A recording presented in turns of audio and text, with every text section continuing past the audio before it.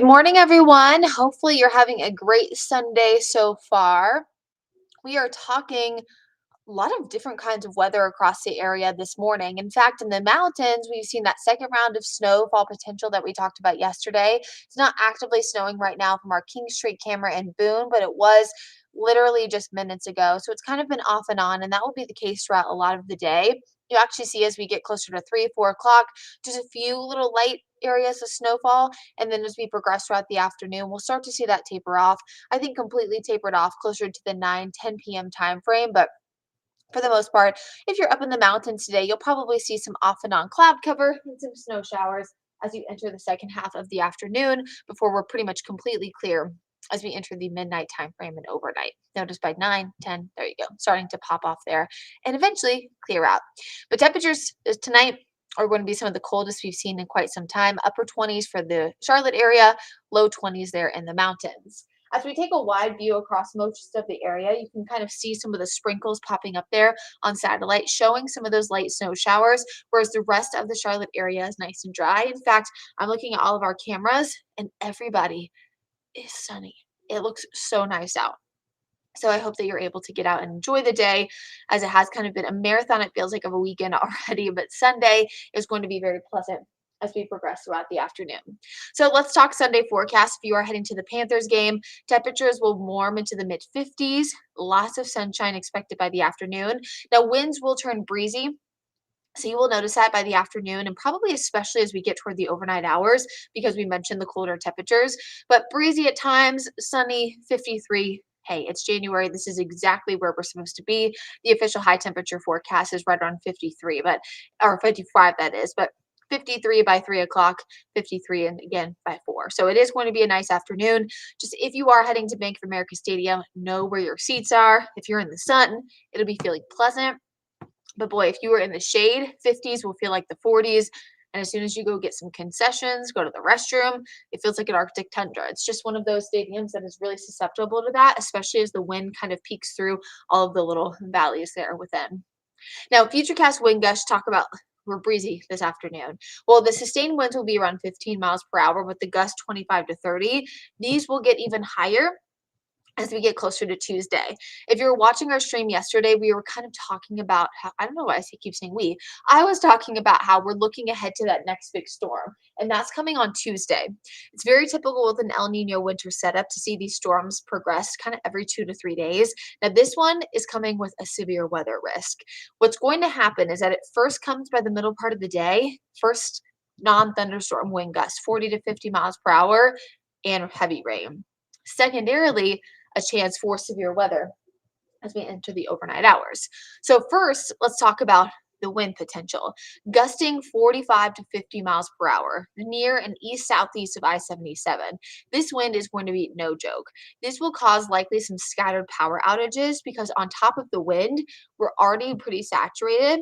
We could additionally see 2 to 4 inches of rain, and that could cause some localized flooding. So it's kind of a 1-2 punch there. Heavy rain and the gusty winds combining together are allowing for that risk. Sorry, we're having some weird clicker issues today, but essentially, those are the two main things. That's the main reason why we have the risk there for scattered power outages. Again, on Tuesday, sustained winds 20 to 30, gusts 40 to 50, rainfalls 2 to 4. But then what happens kind of as a second round is as the actual frontal boundary itself comes in, we have a risk of severe weather. Now remember, severe storms, you need wind gusts of about 58 miles per hour, so 60 pretty much or higher. Now that's going to arrive on the tail end of this. It's caused by the same storm system, but essentially the non-thunderstorm winds and the heavy rain come first, and then on the tail end, we get the opportunity for severe weather. Right now, the highest severe weather risk is still east and southeast of I-77, but much of the Charlotte area is included in the low to medium risk. So we are going to be watching this consistently over the next few days, but Tuesday is a day we want folks to stay weather aware. So here's kind of where I'm thinking the impact meter is. Winds are still number one, and it's because we have the non-thunderstorm winds early and then the severe wind threat on the tail end of the system. We also have the moderate risk there of heavy rain leading to localized flooding, 2 to 4 inches. So those are kind of number one and number two. But remember, the wind is kind of a secondary round also in the back end. Also, when we have the frontal boundary coming in by Tuesday evening, There is an isolated quick spin up tornado threat. Now it is low, but it's not zero, so something we'll keep an eye on. And then there could be some lightning. In winter storms, typically in the Carolinas, we don't see as many lightning strikes, for example, as we would, when it's 95 degrees in the summer, but you can get a decent amount. But we have all this warm, moist air, so the atmosphere is going to be extremely unstable, which is why this is going to be a storm system we haven't seen in quite some time, and one I just really want folks to be prepared for, as it's likely going to last off and on for pretty much the entire day on Tuesday. But again, remember, the non-thunderstorm wind gusts coming in mid-afternoon with the heavy rain, and then we have that second round of severe storms possible in the evening. So you'll see this reflected on the Guy Roofing 7-day forecast, where I encourage folks to stay weather aware. Even when the system has passed, we'll still keep those winds elevated through Wednesday before clearing out by Thursday. And then we're actually tracking another chance of rain by Friday and into Saturday. I mentioned that at the top of the stream, this is pretty typical for this time of year when we're in El Nino setups. There's a more active storm track. You get really strong jet stream, but also really strong jet streak, where in this case we have the storm system coming in, you saw there, from the south and west, and then eventually shifting toward us. So that allows for all that warmth and moisture to come in because of the way that the storm system is moving versus, let's say, a cold front coming in from the north and west. So just be mindful of that. Stay weather aware on Tuesday. Our team is going to be watching this threat really closely over the next few days. And of course, we'll continue to keep you updated. But at least for the rest of your Sunday, things are looking great. Sunshine, abundant, mid 50s, and breezy. Right now, Brian, you're asking about the power outage risk. It is medium to high. And that's because of the winds upwards of 50 miles per hour for gusts, plus the heavy rain leading to localized flooding. So medium to high, I would say high from areas along and east southeast of I-77. So let's say Charlotte all the way down to the Sandhills. And I would say more medium for areas west of 77. But it could definitely be widespread in spots. So it's something we're definitely going to be keeping an eye on.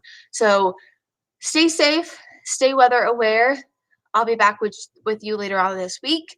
And KG will be here tonight for the evening newscast. And of course, Larry and Chris back in tomorrow morning and Brad back in tomorrow evening. And the whole team, I promise, has got a close eye on this. But for now, I will leave you with a fantastic forecast for your first Sunday of 2024. And if you have any questions, comments, concerns, feel free to leave them in the comments. Send me a message.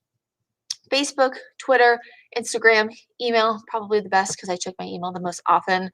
I am a millennial after all. But yeah, have a great rest of the day, everybody. And go Panthers for the last home game of the year. Bye, everybody.